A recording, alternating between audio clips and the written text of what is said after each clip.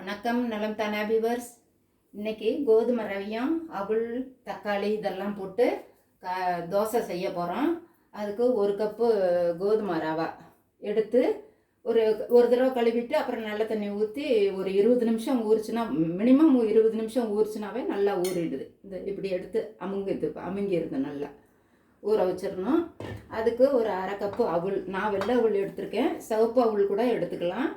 அதையும் ஒரு தடவை கழுவிட்டு கொஞ்சம் தண்ணி ஊற்றி உடனே ஊற வச்சிடலாம். அதுக்கு 2 சிவப்பு மிளகாய் நல்லா பெருசு, அதை ஊற வச்சிடணும். அதில் போட்டுருங்க. ஊற வச்சுட்டு இதை தண்ணியோட போடலாம். ஏன்னா கோதுமை ரவை வந்து நல்லா சத்துள்ள தண்ணி தான் அது.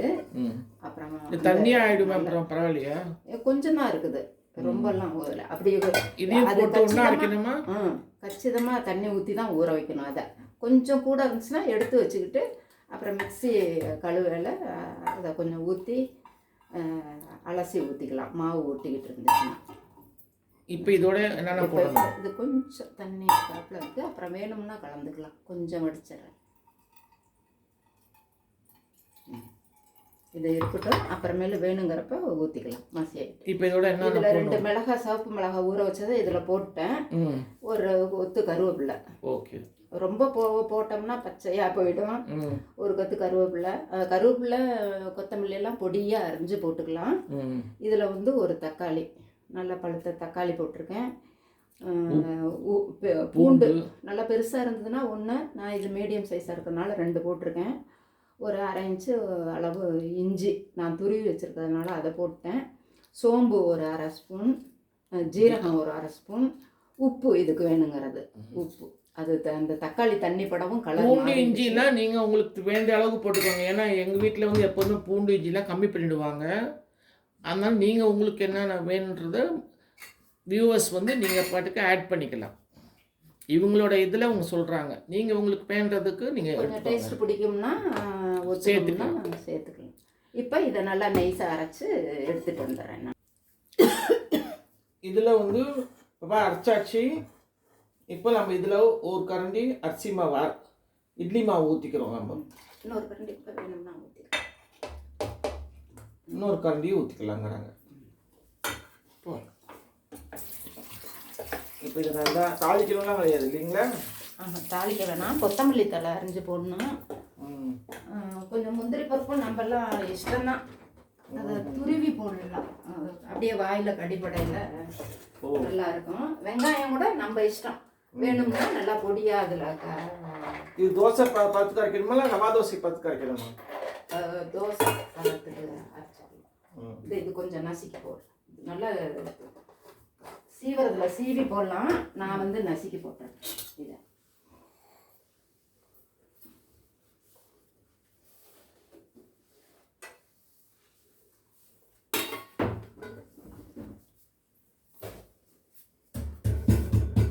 முந்திரி பருப்பு நல்லா துருவி போட்டாங்க, வாய்க்கு நல்லா டேஸ்டாக இருக்கும் அப்படின்னு சொல்லிட்டு உப்பு வேணும்னா போட்டுக்கலாம், இல்லாட்டி அவாய்ட் பண்ணிக்கலாம். ஏலக்காய்லாம் போடணும் அவசியம் இல்லை. வெங்காயம் வேணால் போட்டுக்கலாம், வெங்காயம் போட்டுக்கலாம், நம்ம இஷ்டம் அது. ஆனால் இதே நல்லா தான் இருக்கும்னு நினைக்கிறேன். ஏன்னா இஞ்சி பூண்டு ஜீரகம் சோம்பு கல் காஞ்சிருச்சு, ஒரு சொட்டு எண்ணெய் ஊற்றி தடவிக்கலாம்.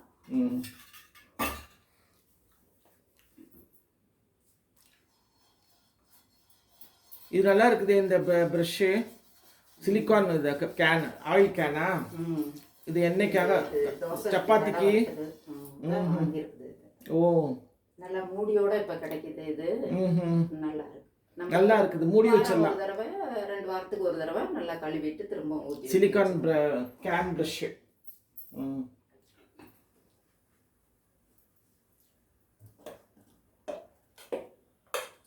கரெக்டாக இருக்கா? தோசை பதம் இருக்குது. காஞ்சிருச்சா?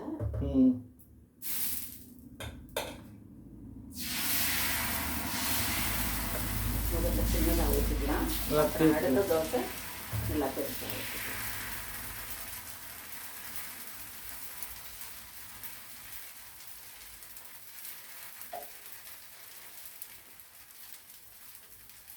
இதில் வெங்காயம் போட்டுக்கலாம், பச்சை மிளகாய் போட்டுக்கலாம், வரமிளகாய் போட்டு அரைச்சி ஒன்றா கூட பச்சை மிளகாய் புளிசாக வாசமாக இருக்கும்.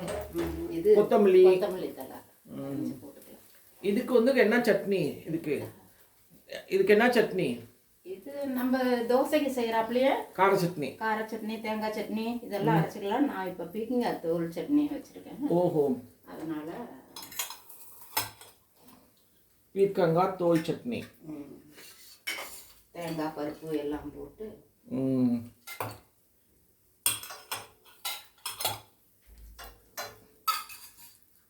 கொஞ்சம் கூட வேணுமா தண்ணி கரைச்சிக்கலாம் போல. வேண்டாம் சரியா இருக்கு.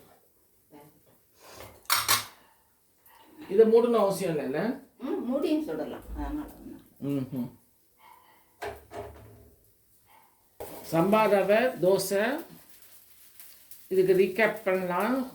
இதை வந்து நம்ம 20 நிமிஷம் அரிசியும் ஊற வைக்கணும், சம்பா கோதுமையும் ஊற வச்சிடணும். சம்பா ரவை இது அவள் அரிசி அவள் ஊற வச்சுட்டு அதுக்கப்புறம் நம்ம வந்து 20 நிமிஷம் ஆனோடனே நல்லா கழுவிட்டு அதை வந்து மிக்சியில் கிரைண்ட் பண்ணிடணும். அதோட தக்காளி, ஜீரகம், சோம்பு, அப்புறம் என்ன வரமிளகாய், உப்பு, கருவேப்பிலை, தக்காளி எல்லாம் போட்டு ஆட்டி இப்படி சுட வேண்டியது தான். இதை வந்து நம்ம சீக்கிரம் செஞ்சிடலாம். மார்னிங் பிரேக்ஃபாஸ்ட்டாகவும் சாப்பிட்லாம், நைட்டுக்கும் சாப்பிட்லாம். நம்ம இஷ்டம்தான் அது.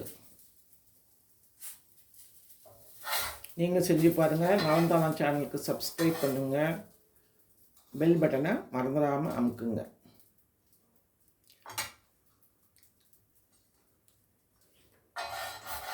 பாய்.